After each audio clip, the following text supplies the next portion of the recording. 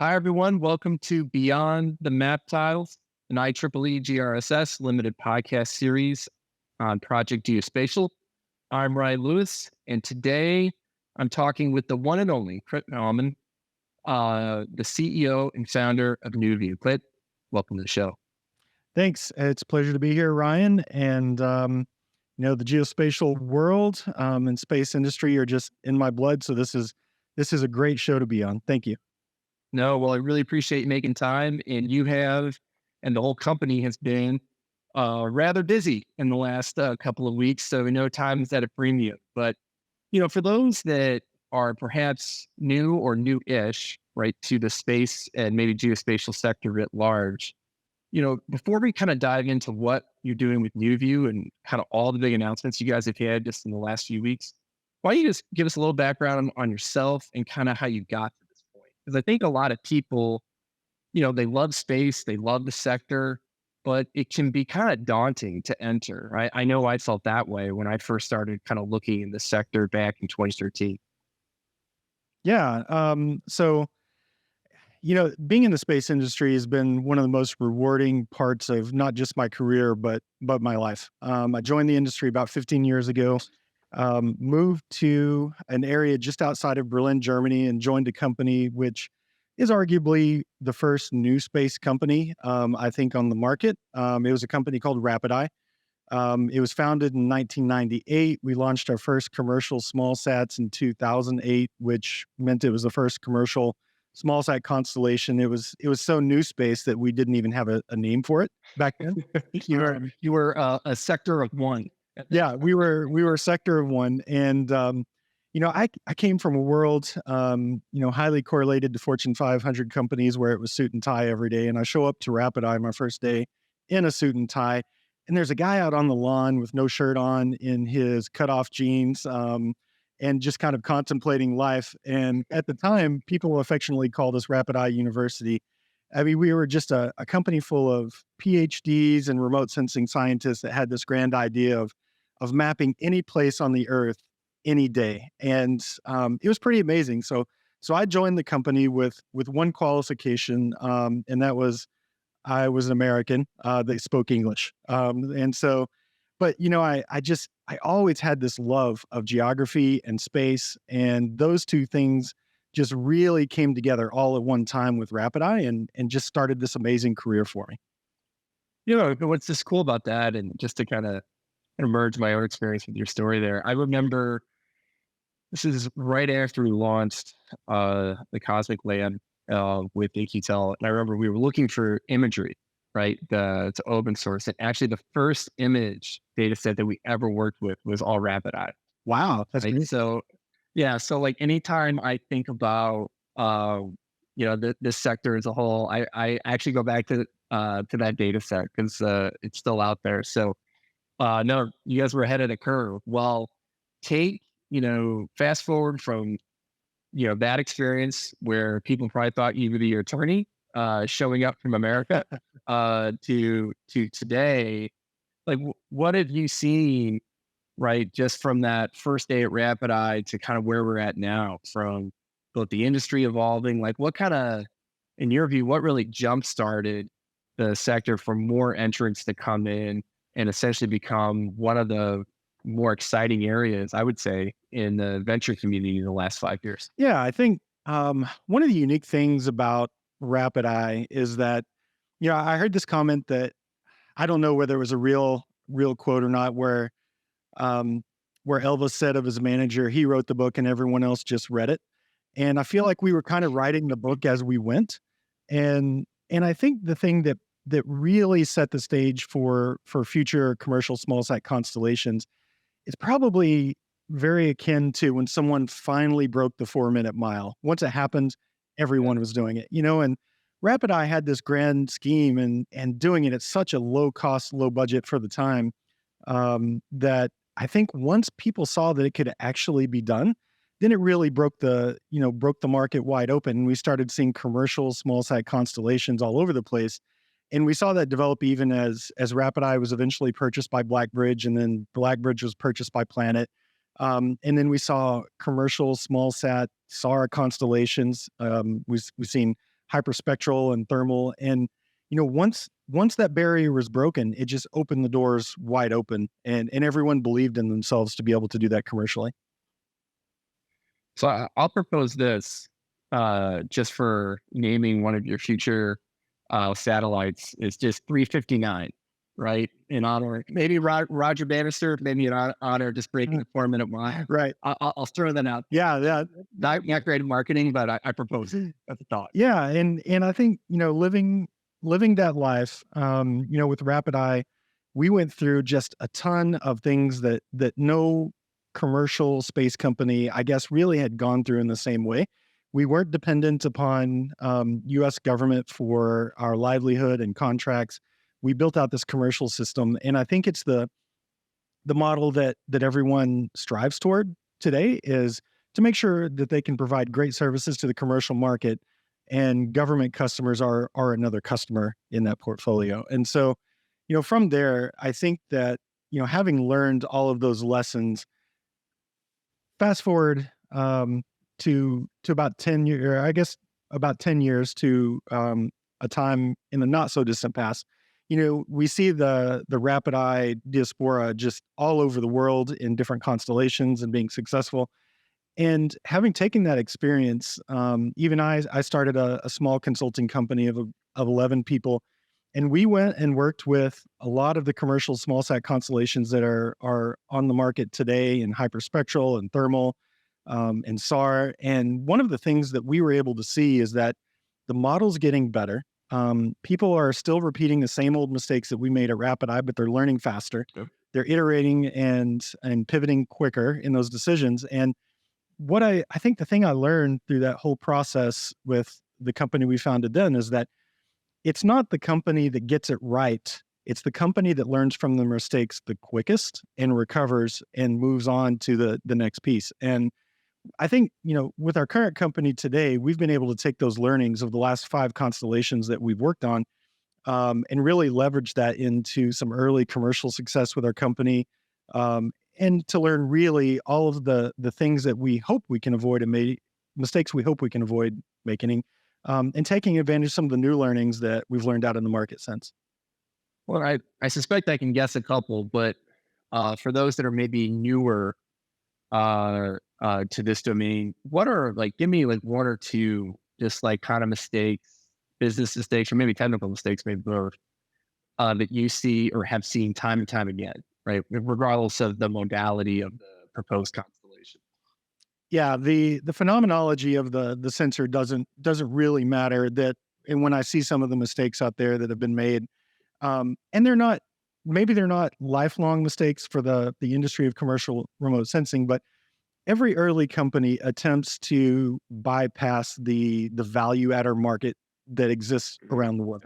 There are hundreds of resellers that resell data, also do value added analytics that come along with that. And they're all either geographically aligned or vertically aligned throughout the world. And one of the things you see happen is that these companies, they tend to, tell this great big story about how they're going to leverage going all the way to the end user with analytics and not really turn over any of the data to the end user, but really just try to bypass that whole market. But, it's a market that it's not really something you would want to bypass. You got all of these allies that want to get your data to the end user. They want to make your data useful. And many times in that effort, I've seen companies either go insolvent, or really just cut out that piece altogether, and downsize their team, because they see that if you're bypassing these hundreds of resellers and value adders around the world, you're not really gaining a ton in revenue. What you're doing is you're creating 180 competitors or 300 competitors, rather than finding a market where you truly create an environment where a rising tide lifts all boats. It's interesting too, because you think particularly for very, very specialized products, like what we're talking about here, whether it's imagery or SAR or anything else, and in the phenomenology categories, distribution is key, right? To your point. And one thing that I certainly learned very quickly was how established a lot of those channels were. And I think there's certainly a desire, right? With if you look at things from a software perspective, to kind of control, right, the whole stack. But I think that's a great takeaway, right? Because I still just even recently saw sort of a pitch, and it was again someone saying we're going to control all access points, and you're just like I get why you're saying that, but I think you're missing the mark on a couple things. So that's Yeah, one. Maybe what's another one that kind of jumps out? yeah. The other one that jumps out at me is so many Earth observation startups forget about the ground segment and spend all of their time on the space segment. And getting the data to the ground is one thing, but getting that data processed in an analytics ready format that gets to the end user is huge. And they really tend to underestimate that. And I think, it's not something that's getting better. They're not doing a better job of doing that. And you see them playing catch up in the last 12 months before launch, thinking it's a pretty easy software solution, but it's everything from the antenna to storage to processing, and processing to a level that the customer wants, not just processing to a raw format. Yeah, and it it doesn't really seem to head home until all of a sudden, right? You'll have customers asking about speed, right, to accessibility in an application, and all of a sudden it goes from the back burner issue, right, to the most important issue in the company overnight. And not to critique, but you're now talking about very different skills, right? If you have a company comprised of a lot of, hardware experts, now suddenly saying, hey, can we build out, right, a whole data lake with a whole like data processing pipeline and APIs and other applications, suddenly you got a lot of people kind of scratching their heads. And so the sooner, right, you can be in front, the better, right? So, you have a lot of these lessons learned, right? You've been in the sector now for some time. Like why don't we start from the top before we kind of get into the specifics of NewsView? Like maybe we start with LiDAR, right? Because I had this conversation recently with someone, and I was explaining some of the cool things I kind of saw in the geospatial and space world. Someone interrupted me, and they're like, what what LiDAR again?" Like, and I maybe it's because I operate in certain circles. I just assume everyone's tracking this. But why don't we start with LiDAR, and then we can work into what prompted you to really focus on that phenomenology? Sure. So LiDAR is an acronym for light detection and ranging, and in some circles, pre modern history and geospatial, many people called it LiDAR, laser radar. Yeah. But the majority of the time that I've spent in the industry has been a combination of optical and radar imagery, and LiDAR is really some phenomenology that's akin to both. It's optical, it's light, but it behaves like a radar. And for those that may not come from the industry, if you happen to be a golfer and you ever use a laser rangefinder to see how far it is from where you are to the pin, then you've used LiDAR. If you've ever done a do-it-yourself project at home where you had to measure, how wide or long a room is, or how long something is you need to construct, the laser is much more accurate, right? And so when I've been out in the market for the last 15 years, a majority of what I've done has been on, company building and business development and all of these really close relationships with customers and end users. And no customer ever said, I hope someone builds a space-based LiDAR. What they were always saying was, man, we need way more LiDAR than what we have. Or they were always talking about these pain points. And those pain points were, we need some LiDAR to go with our radar imagery. We need some LiDAR to go with our optical or thermal or hyperspectral. Insert your phenomenology there. And what we kept hearing are the different ways they would use this for mapping flood-prone areas before a flood, or mapping out terrain to incredible precision at the centimeter level rather than meters, or I guess inches and feet if you're in North America. But we kept hearing these things over and over, no matter what phenomenology that we were working in. And so that really pushed us, to come to the conclusion that this is something that's really needed, because 95% of the Earth has never been mapped with LiDAR or to high accuracy. It's all been done with radar or optical. And there's just so much more you can measure and learn when you're doing it at such high precision that you get with safe invisible lasers. How kind of another like kind of background for you, but how are the limited LiDAR data sets that are currently out there, how are those collected right now? Yeah, that's really where the business case starts. Is that all of this lidar data, the users in the geospatial community and all vertical markets within the commercial community, they absolutely love lidar. And many times if they've got money to spend, they'll spend it on lidar before they spend it on anything else because That's it's right. so foundational. But the challenge is collecting it. Today, it's collected with airplanes or drones or UAVs. And what that really does is limit how much LiDAR data you can collect in a given amount of time. And as an example, there's a US program with the USGS. It's for creating high quality elevation data of the entire US. It took more than a decade to get that covered with airplanes, right? And so by the time you finish, you're already way out of date, right? You And have so to redo it. It's right. like a never-ending story. Yeah, and there are countries out there that have mapped their entire country as well, but they're small in nature by most accounts. But that 5% of the Earth that's been mapped, most of it's the US, the Yeah. continental US that represents that. And so um, that limited ability to collect LiDAR data really produces a scalability problem. And it's also pushed the cost of LiDAR data up to north of $400 per square kilometer. And you're seeing optical and radar data in the $25 to the $100, $125 range.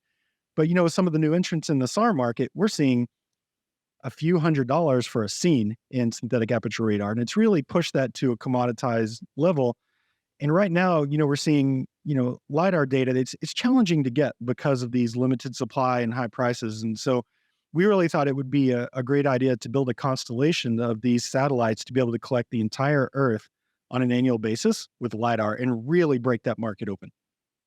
So that's awesome. So then the big question was, is, you're entering, you're yet again paving a new trail, right? Or perhaps better put, writing a new book where you're trying to collect something from low Earth orbit. So with NUVIEW, how do you even like start like when you're trying to take on something brand new like that, right? Because I think one of the things, particularly, right, if you read a lot of the sort of papers, right, and work that come out of, in this case, GRSS, right? There's a lot of like great, like applied research, but I know at least as a frequent reader myself, I often scratch my head and think, how do I get that out of the paper and actually into a concept? So you see this need, you have a great idea. Like, what steps did you take? Like, how did you build that crew and kind of make this from an idea into something like actually actionable?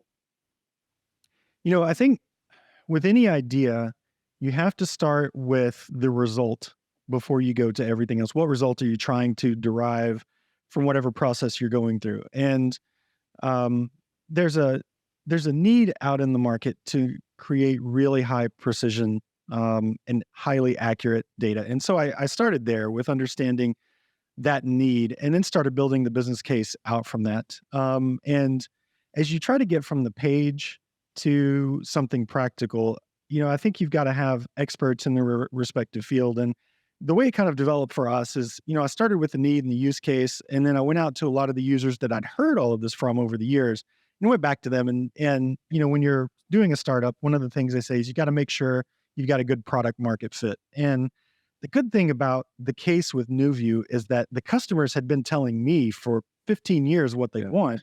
And we didn't start by building a cool sensor and then try to find a customer base for it. We started with the customer base and worked back to the sensor on what we wanted to develop. And so we knew pretty well what sensor needed to be built to solve those problems. And the good thing is the US 3DEP program from USGS, like, it's so incredibly well designed. It has a data limitation problem, but it's really well designed. It's really well defined on what the user requirements are.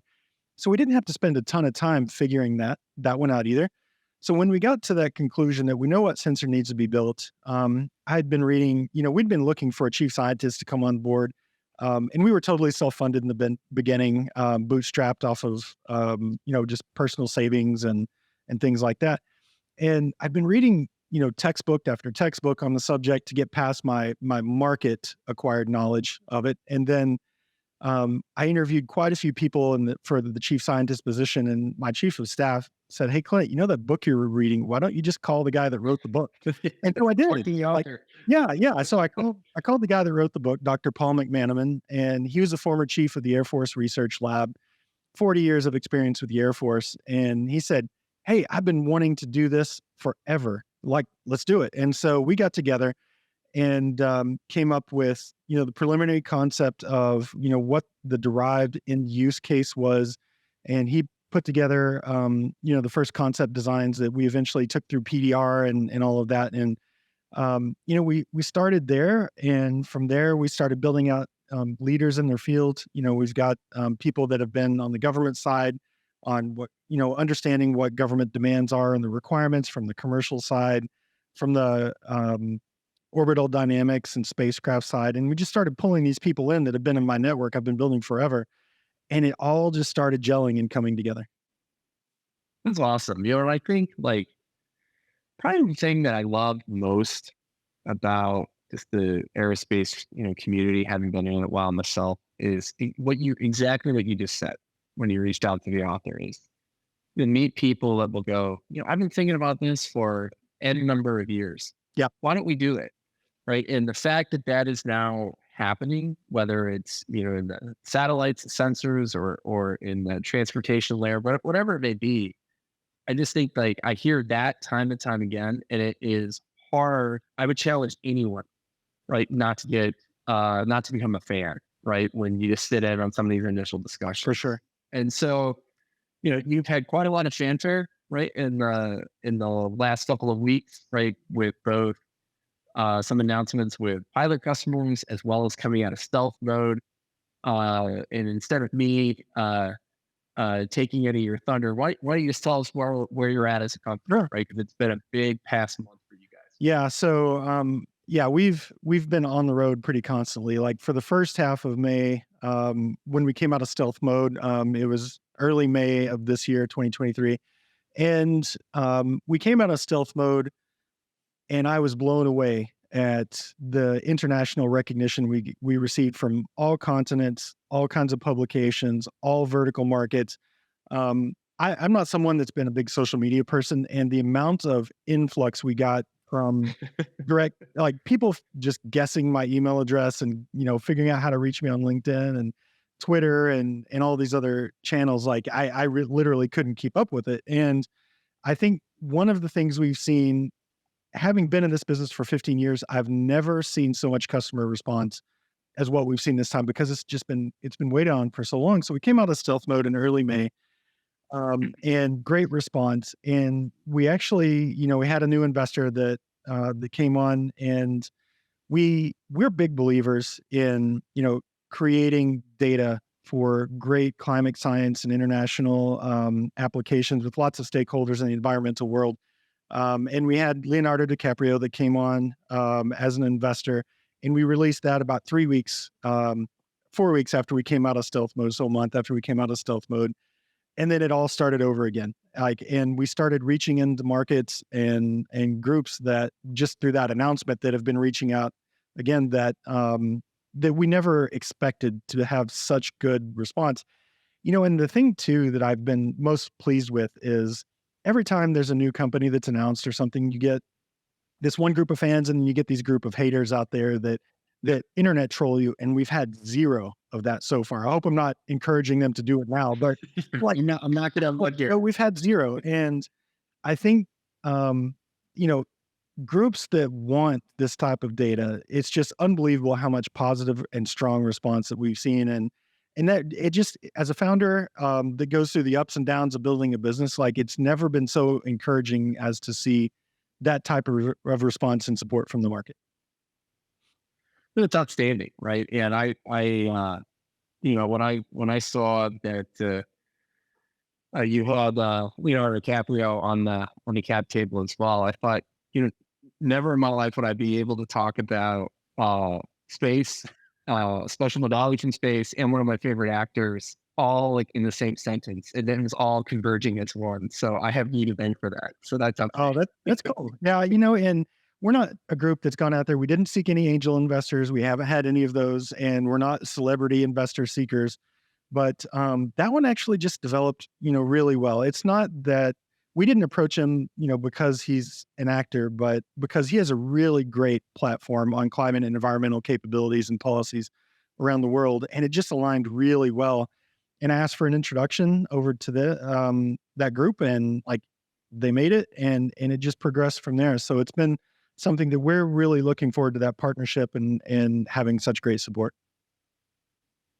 That's outstanding. And I think, sometimes, and certainly as an investor myself, it can be easy, I think, for companies or for investors or just observers of a particular domain to kind of get caught up in the fundraising. It's in some cases, it's almost hard not to.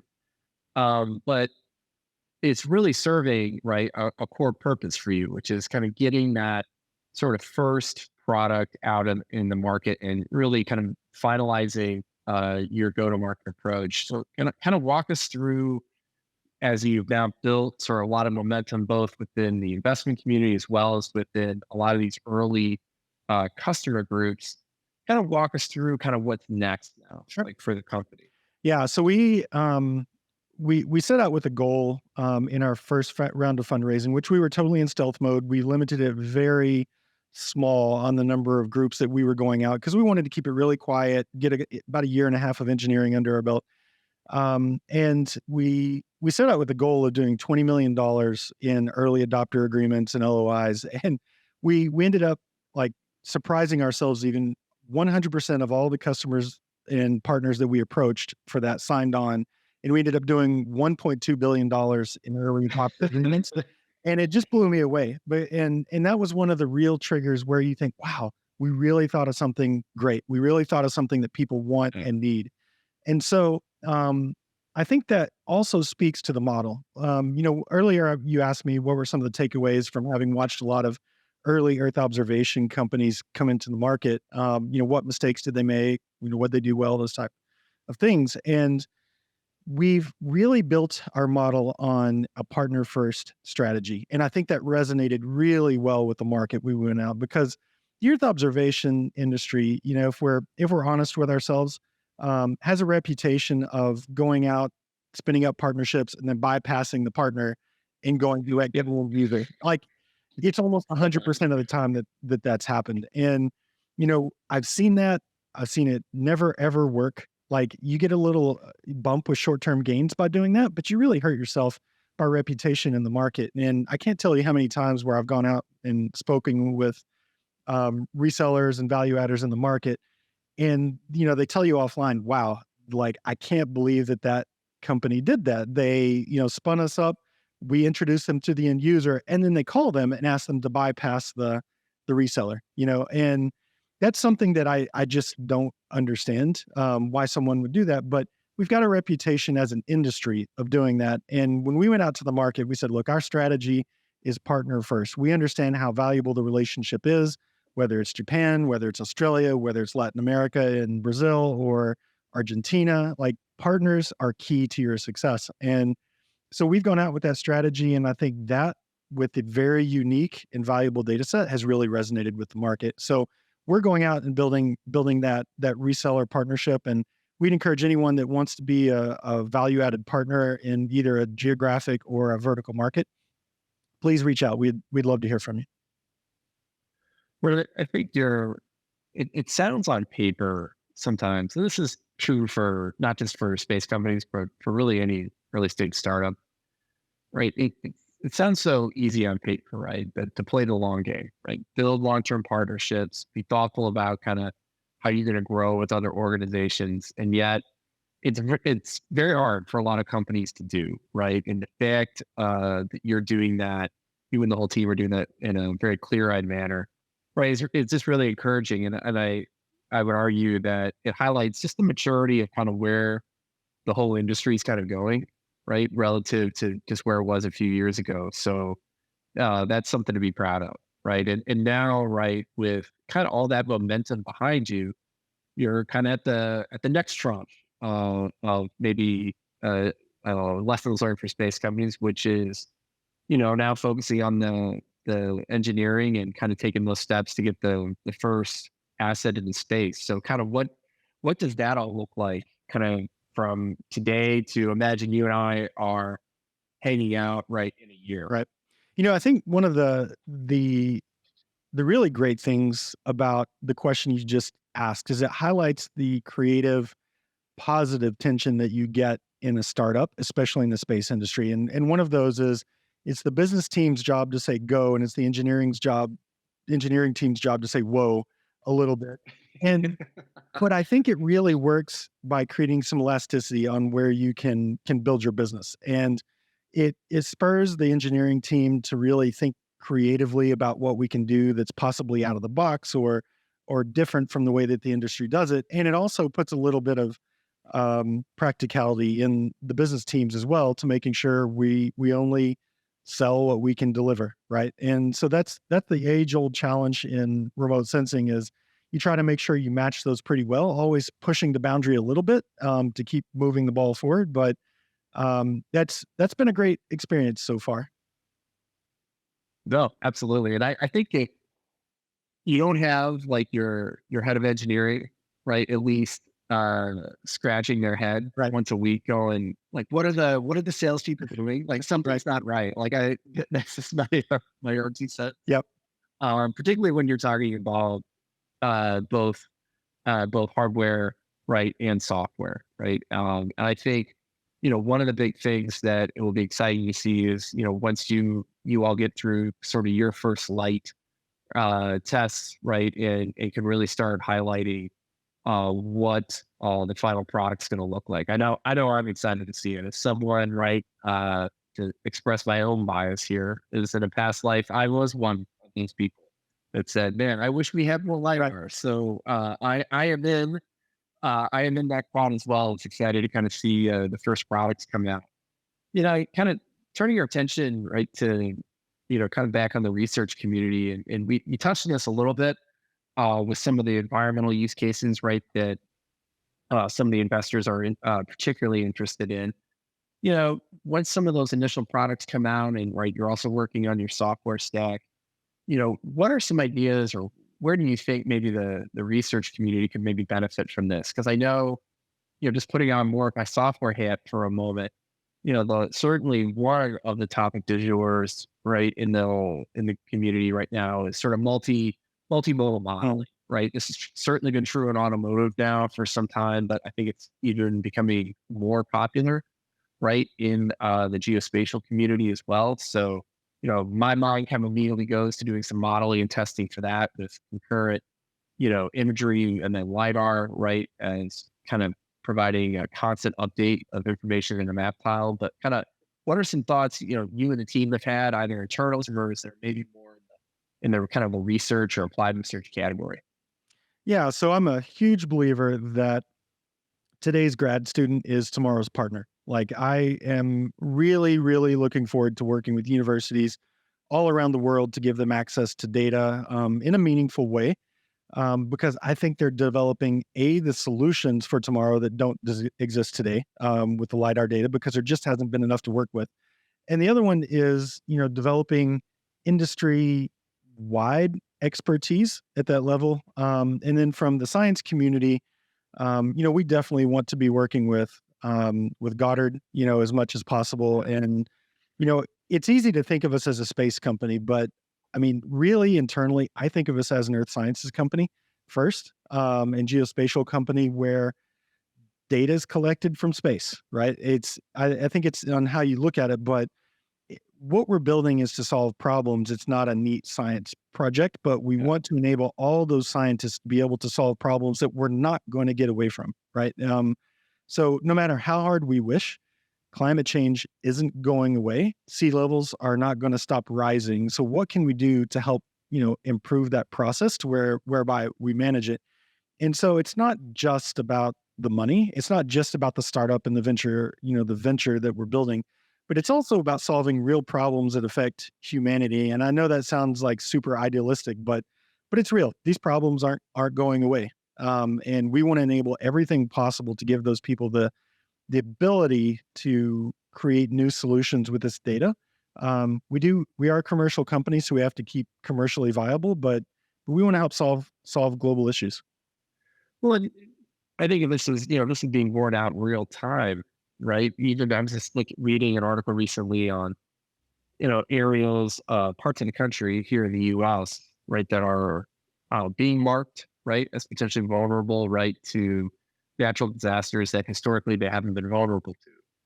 And, part of that, right, is a sign of climate change. And I think the part that, wasn't made 100% clear, right, in the article, but I can probably make some guesses, is that a lot of those assessments, right, are like narrow in their geographic focus just because of the data that's available, right? And even then, those data may be pretty limited.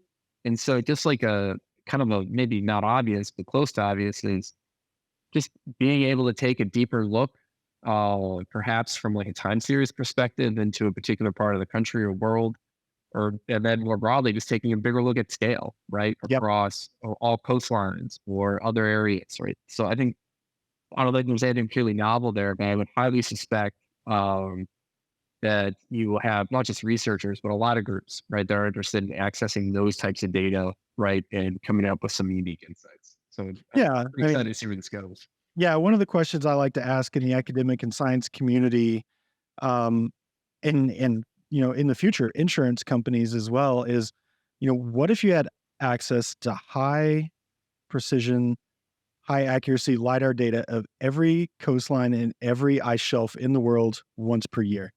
Like, that's something that's not even fathomable today by the way that we collect data, and I think that really brings into perspective that, we're not trying to change the world at NUVIEW, in that Silicon Valley. I don't know if you've seen the one of the first episodes of Silicon Valley. They were like, "We're changing the world Yeah. by, creating these compression algorithms."